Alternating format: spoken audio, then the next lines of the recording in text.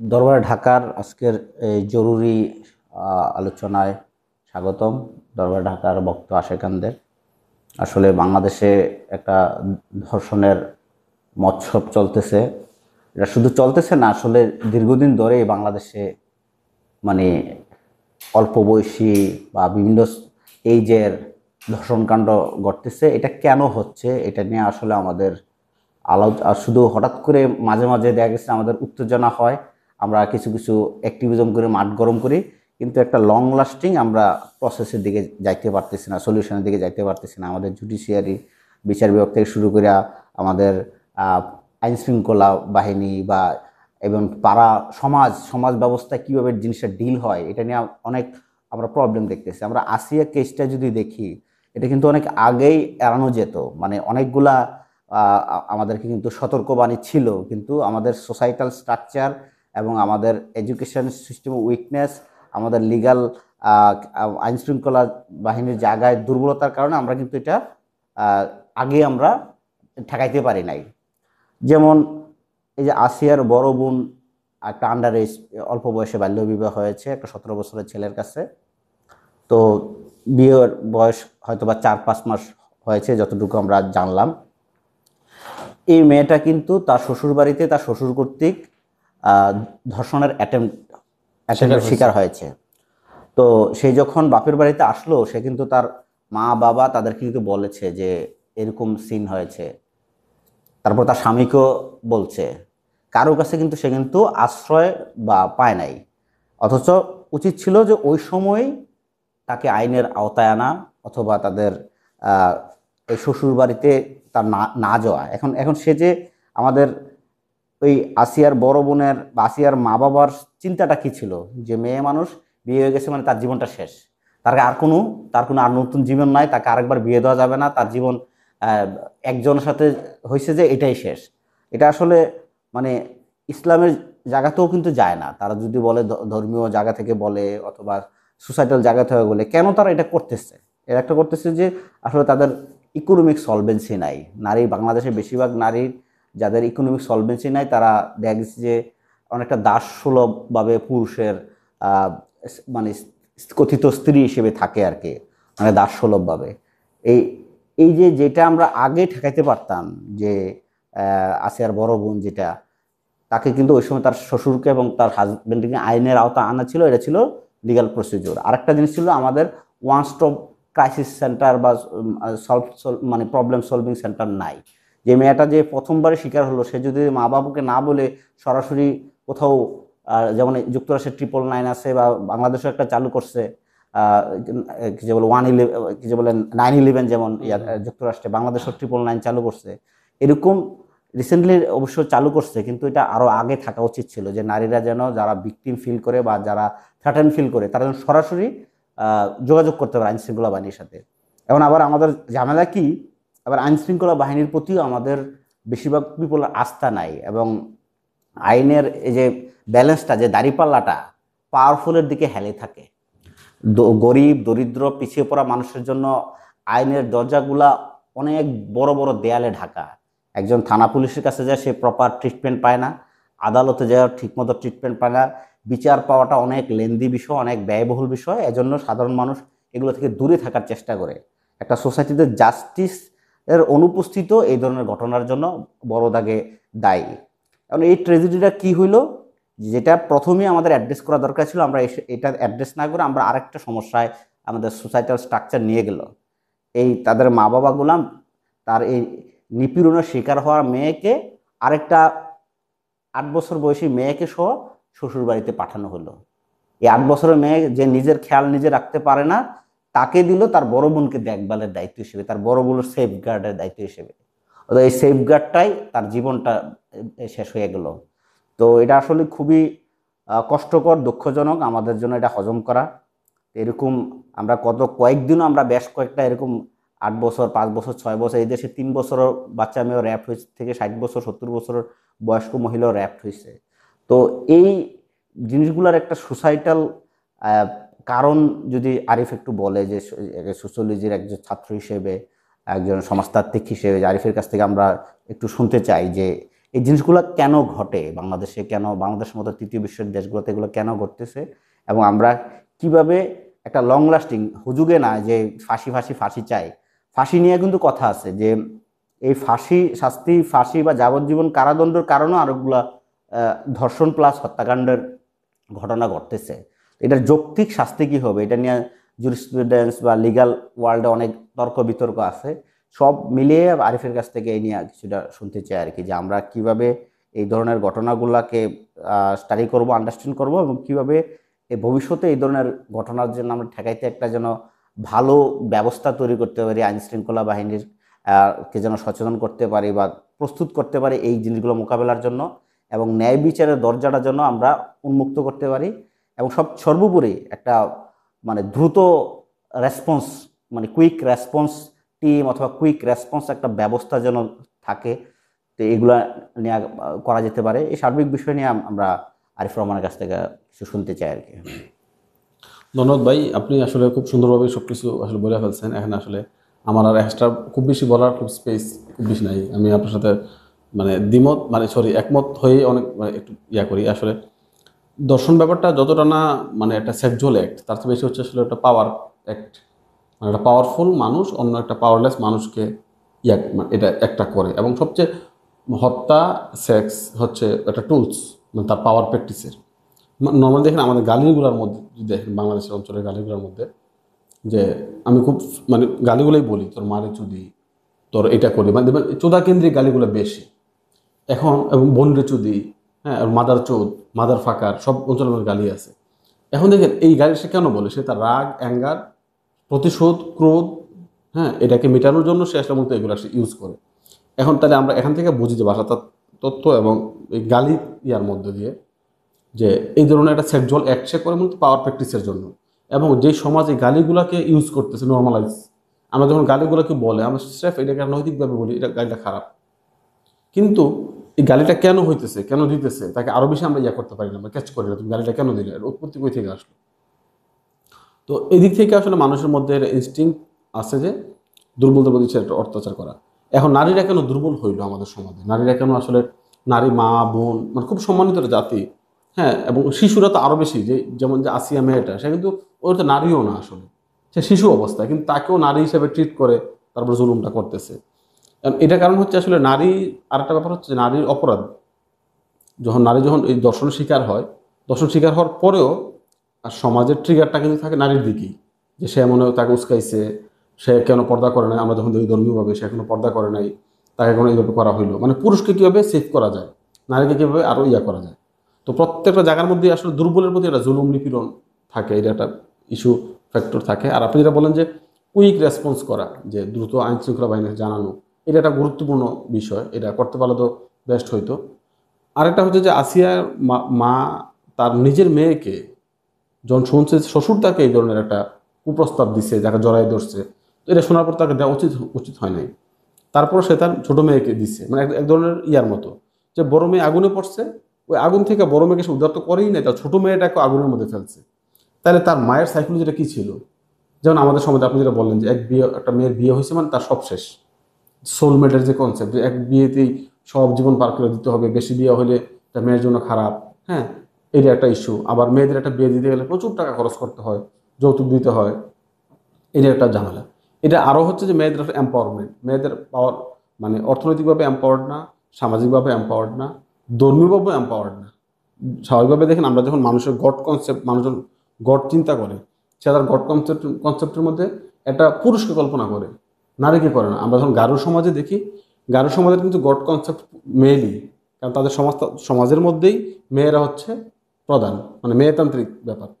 তো ওই জায়গা থেকে আমাদের সমাজের মধ্যে আসলে এই মেয়েদেরকে সার্বিকভাবে, ধর্মতাত্ত্বিকভাবে, সামাজিকভাবে খুব হেয়ভাবে দেখানো হয়, আর মেয়েদের এম্পাওয়ারমেন্টটাও ওই অর্থে নাই। আবার আরেকটা ব্যাপার হচ্ছে যে পুরুষতান্ত্রিক কিছু বয়ান, যেমন যে লজ্জা নারীর ভূষণ, এটা সবচেয়ে এটা ব্রুটাল কথা, যে লজ্জা নারীর ভূষণ বলতে, যে নারী মানে লজ্জা বলতে আবার কি কি ব্যাপার লজ্জা, এটা পুরুষ ডিফাইন করে দেয়। এমনভাবে দেখানো হয় যে নারীর পুরো বডিটাই লজ্জা মানে লজ্জাস্থান, মানে লজ্জাস্থানের যে আইডিয়া, নারীর পুরো বডিটা করা হয় লজ্জাস্থান, আর পুরুষের লজ্জাস্থান স্রেফ দুই পায়ের মাঝখানে যে জায়গাটা, এটাই লজ্জাস্থান। এটা একটা ব্রুটাল আইডিয়া। এই আইডিয়াটা দিয়ে নারীর বডিটাকে, নারীরা যখন রাস্তায় হাঁটে চলাফেরা করে তখন খুব জোরে সরো থাকে, আসলে সে লজ্জা পায়, নিজের বডিটাকেই সে এক্সপোজ করতে পারে না। এক্সপোজ বলতে আমি বলতেছি না যে সবার সামনে এক্সপোজ করবে, মানে একটা পুরুষ যেভাবে ফ্লেক্সিবলি মুভ করতে পারে, চলাচল করতে পারে, তার বডিটা নিয়ে গর্ব করতে পারে, কারণ পুরুষ মনে করে তার বডি খুব তার পাওয়ারের জায়গা। আর নারী বডির লজ্জাস্থান, কারণ লজ্জাস্থান ডাইকে রাখতে হয়, আর সেই লজ্জাস্থানে যখন কেউ এটা হিট করে সে আরও ডাইকে রাখতে চায়। তো এই ব্যাপারটাও যে যখন আমাদের হচ্ছে এই ধরনের যে মেয়েদের উপর, বাচ্চাদের উপর দর্শন দেবেন আপনি, প্রচুর মাদ্রাসাগুলোর মধ্যে যে এতিম শিশুদের উপর বলাৎকার ঘটনা ঘটে, ওইটাও তো বলতে পারে না ছেলেরা, কারণ সে এতিম, তার গার্ডিয়ান নাই। সে বলতে গেলে তাকে তখন বলা হয় কি তাকে জিনে ধরছে, তাকে ওইটা ধরছে এই সেই। এর মূলত তাকে আসলে কেউ বলাৎকার শিকার হয়েছে, আর বাচ্চা জুলুমের শিকার হয়েছে, সেইটাও বলতে পারতেছে না। তো স্বাভাবিকভাবে যে আরেকটা হচ্ছে যে মানুষের যে পুরুষের যেই আরেকটা বিকৃতিও আছে, নর্মালি হিউম্যান মানুষের বিকৃতি ঘটে, যেমন একটা 40 ঊর্ধ্ব যে পুরুষরা, তাদের ব্যাপারটা হয় কি আমাদের সমাজে, যে নারীরা যখন মানে তার স্বামীর, তার যখন 40-এর পর বয়স হয়ে যায়, তখন সে আসলে সেক্সুয়াল একটাতে খুব বেশি এনজয় করে না, পুরুষদের তারপর থেকে বাড়তে থাকে। তো তখন সে করে কি, ওই তার বউর সাথে যেহেতু তার ওই কাজটা করার সুযোগ নাই, তখন সে অন্য মেয়েদের দিকে, নারীদের দিকে এটা করে। আর আরেকটা সবচেয়ে বাজে ব্যাপার, যে বাংলাদেশ সহ পুরো ওয়ার্ল্ডে সকল নারীরা, মেয়ে শিশুরা প্রথম সে যৌনতার যে নির্যাতন, যৌন নিপীড়নের শিকার হয় তার খুব ক্লোজ আত্মীয় স্বজন দ্বারা, চাচাতো ভাই, মামাতো ভাই, মামা, ফুফা, এই ধরনের আত্মীয় দ্বারা, যেটাকে আমরা হচ্ছে বিশ্বাস করি, যাকে আমরা বিশ্বাস করি সেই কাজগুলো করে। এখন এখন নারীর জন্য আসলে সেফ ওয়ার্ল্ড কোনটা, সেফ জায়গা কোনটা? আমার মনে হয় সবচেয়ে গুরুত্বপূর্ণ হচ্ছে আসলে পুরুষের সাইকোলজিটা চেঞ্জ করা, এবং অপর মানুষকে, নারীকে সম্মান করা, ওই জায়গা থেকে দেখা। সম্মানটা, শ্রদ্ধাটা না থাকলেই মূলত আসলে সে অন্যজনকে ইয়ে করে, মানে খুব বাজে ভাবে ট্রিট করে। এবং আরেকটা ব্যাপার, যেটা প্রথম গালির কথা বললাম, যে একটা ছেলের সাথে একটা ছেলের রাগ উঠছে, সে ওই রাগটা সে ছেলের উপর না মিটে সে মিটায় কি, তার বোনকে সে র্যাপ করবে, তাকে মাকে র্যাপ করবে। মানে এইটাও কিন্তু আরেকটা বড় ব্যাপার ইয়াতে। দেখেন আমার যেটা মনে হচ্ছে, নারীকে আসলে নারী অত বেশি পুরুষালী বয়ান, যে নারীর পুরো বডি যৌনাঙ্গ, নারীর পুরো বডি যে সেক্সুয়াল অর্গান, এটাকে প্রোটেক্ট করতে হবে। এই দিক থেকে দুই পক্ষই ঝামেলা করে। যেমন আমরা যে বলি যে পুঁজিবাদী যে নারী ধারণা, পুঁজিবাদী নারী ধারণার মধ্যে নারী, পুঁজিবাদী কনসেপ্টে পুরো নারীর বডিটাকে একটা যৌনাঙ্গ তারা মনে করে, করার পরে এটাকে তারা কমোডিফাই করে, বিজনেস করে। যেমন নারীর নখের মধ্যে রং দেওয়া, ঠোঁটের মধ্যে ঠোঁট ইয়া করা, চুল, মানে প্রত্যেকটা বডি অর্গানের মধ্যে এক এক ধরনের বিউটি ক্রিম, এটা সেটা ইউজ করা হয়, এটাকে যৌন অঙ্গ হিসেবে ব্যবহার করবে, সামনে এক্সপোজ করবে। আর অন্যদিকে যারা ইসলামিক অথবা মানে ধর্মীয় যারা গ্রুপ, তারাও নারীর অঙ্গকে পুরো যৌন অঙ্গ মনে করে ঢেকে রাখতে চায়। তো দুই এক্সট্রিমের কারণে আসলে নারী মুক্তি হইতেছে না, নারী অ্যাজ এ হিউম্যান বিইং হিসাবে আমাদের সামনে আসতেছে না, নারী এজ এ কর্তা সত্তা, যে সে তার সমাজ, ধর্ম, রাজনীতি, অর্থনীতি ব্যাপারে তার মতামত থাকবে, সিদ্ধান্ত থাকবে, এটা হয় না। আর আরেকটা বড় ব্যাপার হচ্ছে যে পুরুষতান্ত্রিক সমাজে একটা নারীর 40 মানে একটা ছেলে মেয়ে হওয়ার পর সে যদি কোনো রকমে তার কোনো ছেলে অথবা মেয়েকে বিয়ে দিতে পারে, তখন ওই নারীটা পুরুষে কনভার্ট হয়, তখন তার বয়ান প্রত্যেকটা পুরুষালী, মানে পুরুষালী হয়ে যায়। যেমন আসিয়ার মাও কিন্তু যখন সে তার মেয়েকে ওই বাড়িতে পাঠায়, সে কিন্তু নারী হয়ে পাঠায় না, কারণ নারী হয়ে কীভাবে পাঠাবে, এই ফিলটা তার জন্য পেইনফুল, কিন্তু সে পাঠায় পুরুষ হিসাবে, সে পুরুষ হিসেবে অ্যাক্ট করা শুরু করে। এই জায়গার মধ্যে আবার জেন্ডার এবং সেক্স কনসেপ্টটা আলাদা হয়ে যায়, যে সেক্স একটা আসলে বায়োলজিক্যাল বিষয়, আর জেন্ডার হচ্ছে আসলে সোশ্যালি কনস্ট্রাক্টেড, মানে রিলিজিয়াসলি, কালচারালি নানানভাবে কনস্ট্রাক্ট হয়। এখন জেন্ডারের মধ্যে একটা জেন্ডারকে রাখা হয় পাওয়ারের জায়গা থেকে, উচ্চ পাওয়ার, আর একটা জেন্ডার রাখা হয় পাওয়ারফুলি নিচে, এবং তার একটাকে কর্তা সত্তা স্ট্রং করা হয়, আর একটা কর্তা সত্তাকে খারিজ করা হয়। তো আমাদের সমাজে যে নারী যে সেক্স, এইটাকে জেন্ডারাইজড করা হয় নারী হিসাবে, তখন তাকে করা ফেলা হয়, দুর্বল করা হয়, এটা একটা ইয়ার। এই যে কয়েকদিন আগে টিভিতে আসিয়ার বড় বোনের একটা হালকা বয়ান শুনলাম আর কি। সে বলতেছে যে, মানে সে বলতেছে আমার বোনের জীবন তো মানে যায় যা অবস্থা, শুধু বাইচেও থাকে তার তার কি হবে, তার কি হবে, মানে একটা 8 বছরের মেয়ে যেটা জানেও না কি, সে একটা পাশবিক ব্যক্তির দ্বারা র্যাপড হয়েছে, নির্যাতিত হয়েছে, তার জীবন শেষ হয়ে যাবে। বোনের মাথায় এখনো এটা কাজ করতেছে, তার যে কনস্ট্রাকশনটা, যে কোনো নারী র্যাপড হইলে বা সেক্সুয়ালি ভায়োলেটেড হইলে তার জীবন শেষ, তার মান মর্যাদা শেষ। কিন্তু হওয়াটা উচিত ছিল যে র্যাপ করছে সে অপরাধী, সে ক্রিমিনাল, কালপ্রিট, তো যদি আমরা দোয়া করতেছিলাম আসিয়ার জন্য, যদি বেঁচে বেঁচে যেত, আসিয়াকে দেখভাল করার জন্য হয়তো আমরা অনেক শুভাকাঙ্ক্ষী পাইতাম আর কি, কিন্তু আমরা আনফর্চুনেটলি আসিয়াকে আমরা রক্ষা করতে পারি নাই। এখন আসিয়া থেকে আমাদের শিক্ষা, ভবিষ্যতে আসিয়াদেরকে যেন আমরা সেভ রক্ষা করতে করতে পারি। পারি। আমরা রিসেন্টলি আমার একজন 5 বছর বয়সী ভাগ্নির সাথে কথা বলতেছিলাম, সে অনেক লম্বা চুল রাখছে, তুমি কি গরমের মধ্যে চুল কেটে ফেলো, ছোট করে ফেলো। সে সে সে আমাকে বলতেছে, আমি তো মেয়ে, মেয়েরা বড় চুল রাখে। তা আমি তো, তুমি মেয়ে, তোমার কে বললো? তো মানে এই যে আস্তে আস্তে যে সোসাইটি তাকে যে কনস্ট্রাক্ট করতেছে, সে যে মেয়ে, সে যে নারী, তার চুলগুলো বড় রাখতে হবে, মানে এটা আমাদের সোসাইটি কিন্তু, আমাদের পরিবারগুলো কিন্তু আস্তে আস্তে এগুলা দিয়ে দেয়। তো আসলে এটা খুবই দুঃখজনক আর কি, যে একই সাথে আমরা দেখি সেক্সুয়াল ভায়োলেশনের ঘটনা বড় দাগে বিভিন্ন মাদ্রাসাগুলোতে হচ্ছে, কওমি মাদ্রাসাগুলোতে হচ্ছে। এখন এই যে একসাথে অনেকগুলো পুরুষ একসাথে থাকা, ল্যাডার যে শোয়, এটা তো ইসলামিক প্রিন্সিপালে কিভাবে যায়। তারপরে এখানে মাদ্রাসার অনেক শিক্ষকরা দেখা গেছে তার ওয়াইফ থেকে অনেক দূরে থাকছেন দীর্ঘ সময় ধরে, এবং এটা একটা সেক্সুয়াল পারভার্সনের দিকে যাচ্ছে কিনা। তারপর হচ্ছে যে আমাদের বিয়েটা কঠিন হয়ে গেল কিনা, আমাদের এখানে বিয়েটা কঠিন হয়ে গেল কিনা, ব্যয়বহুল হয়ে গেল কিনা, ঘটনা ব্যয়, এটা নিয়ে যদি তুমি একটা কিছু বলতো আর কি। আর বিয়েটাও একটা আসলে কঠিন হয়েছে, মানে ইয়া থেকে, শুধু যে আসলে মানে বিয়ে অথবা সে যৌনতার প্র্যাকটিস করে নাই বলেছে সেক্সুয়াল একটা করতেছে তা না। আমরা যদি দেখি যে বেশিরভাগ দর্শনের ঘটনাগুলা যারা বিবাহিত তারাই করতেছে বেশি। হুম আসিয়ার ঘটনাটা তা আমরা হুম দেখতেছি। হুম আরো অন্যান্য ঘটনাগুলো যেমন মাদ্রাসার যে বলাৎকারের কথা যেটা বললেন, হুম সেখানেও তো আসলে যারা মুহতামিম যারা থাকে তারা তো আসলে হুম বিবাহিত মানুষ, হুম তাই না? তো এই যে মানে সে কেন করতেছে আসলে, সে অন্য একটা সন্তানকে, এতিম সন্তানকে এতিম হিসেবে দেখতেছে না, আপনি সদয় হইতেছে না। একটা মানুষের যে মানবিক মর্যাদা বোধ, সম্মান, শ্রদ্ধা, ভক্তি, এটা সে নাই হয়ে যেতেছে। এবার দ্য সেম টাইম সে যে একটা হিউম্যান বিইং, সে যারা মানুষ, তার যে একটা মানুষ যে আসলে শব্দটা যে অনেক মহান একটা শব্দ, মানে একটা মুকুটের মতো আসলে। আমরা জন্মসূত্র মানুষের আর মুকুটটা অর্জন করতে হয়। তা আমাদের সার্বিক যে সমাজ কাঠামোর মধ্যে আসলে মানবিক সংকটটা সবচেয়ে ভয়াবহ। আর বিয়ে ব্যাপারটা হচ্ছে যে পুঁজিবাদী সমাজ কাঠামো বিয়েটাকে খুব কঠিন করে ফেলে। কারণ বিয়ে করতে গেলে আমাদের যে শর্তগুলো দেখানো হয় যে বাড়ি লাগবে, গাড়ি লাগবে, টাকা পয়সা লাগবে, সুন্দরটা বাসা নিয়ে থাকতে হবে, সে তো আর পরিবারের সাথে থাকতে পারবে না, সে সেপারেট থাকতে হবে। সেপারেট থাকতে গেলে যে বাসার যে ভাড়া, সার্বিক যে খরচ, বউ সংসার চালানো, তো এগুলো মিলিয়ে আসলে সে বিয়ে করে না। সে তখন করে কি, বিয়ের বহির্ভূত অন্যান্য যে তার যে স্বাভাবিক যে যৌনতার প্র্যাকটিস আসে, বিয়ে বহির্ভূতভাবে করে। এখন বিয়ে সহজ করলেও যেমন যারা মনে করেন অল্প বয়সে বিয়ে করতেছে, তাদের মধ্যে তো পারভার্সন আছে। এই যে আসিয়ার যেই ঘটনাটা, যেই পুরুষ আসিয়াকে করলো, সেও তো এখন অল্প বয়সেই বিয়ে করছে আসলে, তার মধ্যে পারভার্সন হইতেছে না? আর আমার যেটা মনে হয় কি আসলে, আমাদের আইনি দৃষ্টিকোণ থেকে আরো গুরুত্বপূর্ণ হচ্ছে যে আসলে সামাজিকভাবে মানুষগুলাকে মানবিক সম্মান, শ্রদ্ধা, ভক্তিটা শেখানো। যে প্রত্যেকটা মানুষের মধ্যে যে একটা রুহানি স্পিরিট থাকে, প্রত্যেক মানুষ যে গুরুত্বপূর্ণ, এটাকে শেখানো। আর অর্থনৈতিকভাবে স্বাবলম্বী করা। নারী যেহেতু দুর্বল, তো নারীকে কিভাবে এম্পাওয়ার করা যায় সমাজের মধ্যে, এবং প্রত্যেকটা মানুষের মধ্যে নারীর বিষয়ে সম্মান শ্রদ্ধাটা তৈরি করা।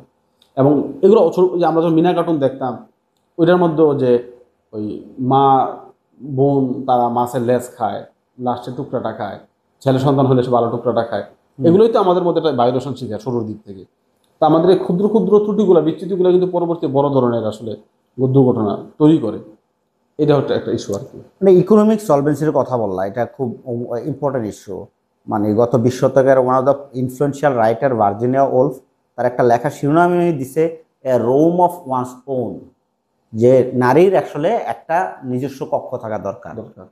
মানে তাদের কোনো প্রাইভেসি নাই। দেখা গেছে যে একটা নারী প্রথমে তার মার সাথে বড় হয়, তারপরে সে আরেকটু বড় হইলে বিয়ের আগে অথবা সে দাদির সাথে থাকে, তারপরে জামার বাড়িতে গেলে সে জামাইয়ের সাথে থাকে, তার কোনো নিজস্ব রুম থাকে না, নাই। তার কোনো প্রাইভেসি থাকে না। আর গ্রামের আগে জয়েন্ট ফ্যামিলিগুলোতে আরো প্রাইভেসি আরো ছিল না। প্রাইভেসি ছিল না। তো এজন্য দেখা গেছে নারী তার সত্তার পরিপূর্ণ বিকাশ করতে পারে না। আমি মনে করি এই এই এখন এটার সাথে আরেকটা জিনিস অ্যাড হইতে পারে, এ রুম অফ ওয়ান্স ওন, আমি মনে করি এ পার্টস অফ ওয়ান্স ওন। মানে এটা আমি বলতে চাই, নারীর যদি ইকোনমিক ফ্রিডম থাকে, তাহলে তার সমাজে, পরিবারে অনেক সম্মান মর্যাদা থাকে। আমরা ক্ষুদ্র পরিসর আমরা দেখতেছি যে গার্মেন্টস যে কাজ করে তারা অনেক এম্পাওয়ার্ড। তারা দেখা গেছে বাবা মাকে টাকা দিচ্ছে, জামাইকে টাকা দিচ্ছে, নিজের সংসারটা চালাচ্ছে তার ক্ষুদ্র আয় দিয়ে। মানে সে কিন্তু অনেক এম্পাওয়ার্ড ফিল করে। তো আমাদেরকে আসলে নারীদেরকে ইকোনমিক্যালিও ফ্রি করতে হবে। আর এই এই ধরনের ঘটনা আসলে একটা কেস আসার পরে আমরা হইচই করলাম, কদিন পরে চলে গেলাম, এটা আসলে আমাদের মানে এই যে আমাদের এডুকেশন সিস্টেমও এটা মানে অ্যাড করতে হবে। এবং আমাদের এডুকেশনটা কিন্তু আসলে প্রাথমিক এডুকেশন সবাই নিতে পারতেছে না। আমাদের সার্বজনীন প্রাথমিক শিক্ষা নিশ্চিত করবে, প্রাথমিক শিক্ষা, সার্বজনীন প্রাথমিক শিক্ষার স্টেজটা বাড়ানো দরকার। এটা 8 বা 10 বা 12 পর্যন্ত সবাইকে যেন বাধ্যতামূলক শিক্ষা গ্রহণ করতে পারে, এবং শিক্ষা কারিকুলাম এগুলাতে যথেষ্ট পরিবর্তন দরকার, নতুন যুগের প্রয়োজন, এবং সোশ্যাল কোহেশন এবং আদারকে রেসপেক্ট করা, মানে মানে আদারের প্রতি বা সম্মান জানানো এক ইন্ডিভিজুয়াল হিসেবে, এইগুলো আমাদের আসলে খুব অল্প বয়সে ইমপ্লান্ট করা দরকার। আমাদের এই জায়গায় ঘাটতি আছে। তো আমরা শেষ করব। আরিফ, যদি আমাদের সরকারের কাছে বা বাংলাদেশের মানুষের কাছে কিন্তু লাস্ট কোনো বার্তা থাকে যে আমরা আসলে এই জিনিসগুলো কিভাবে মোকাবেলা করতে পারি।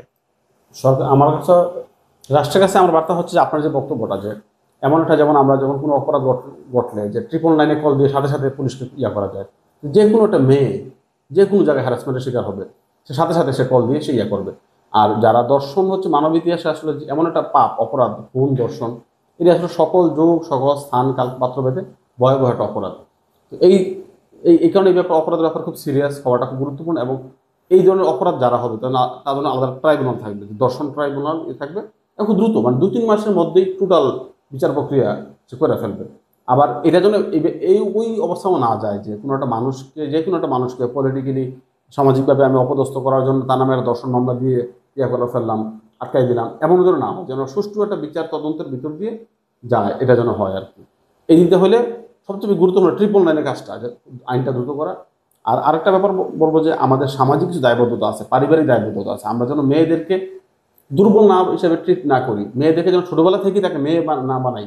মেয়েরা সাইকেল চালাতে পারবে না, মেয়েরা একা যেতে পারবে না, না মেয়েরা একা যেতে পারবে, মেয়েরা ওয়াজে মাহফিলে মেয়েরা ওয়াজ করবে, মেয়েরা কোরআন তাফসীর, মেয়েরা সব কিছু করবে, মানে সে তার সার্বিক যে সম্মান শ্রদ্ধা ভক্তি রেখে সব করবে।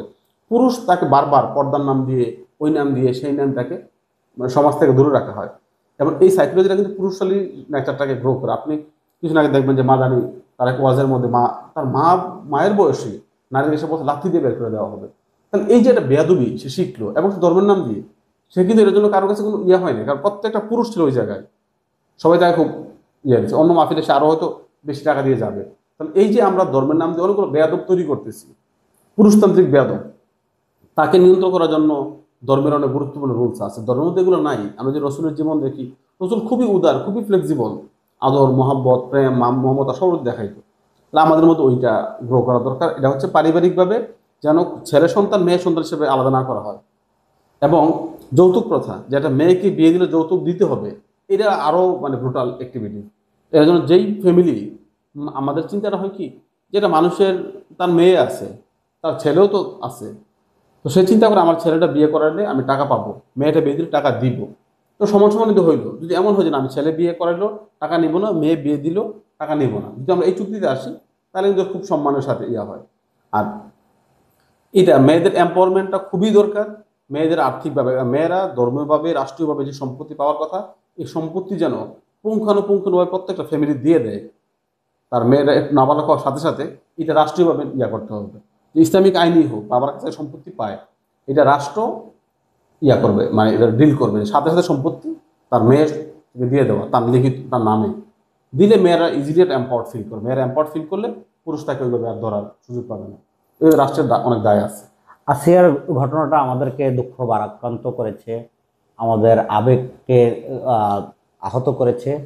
তবে আমাদের এই সুখ, আবেগ, এটাকে শক্তিতে রূপান্তর করতে হবে, এবং একটা লং লাস্টিং পরিবর্তন যেন সূচনা হয়। তাহলেই আমাদের এই আবেগ, আমাদের অ্যাঙ্গার, এটা যৌক্তিক হবে। শুধু সে ফাঁসি চায়, বিনা বিচারে ফাঁসি চায়, দ্রুত মানে একবারে মব লিঞ্চিং বা মব জাস্টিস যেন এদিকে যেন না যায়, এটা আবার একটা অবিচার হবে।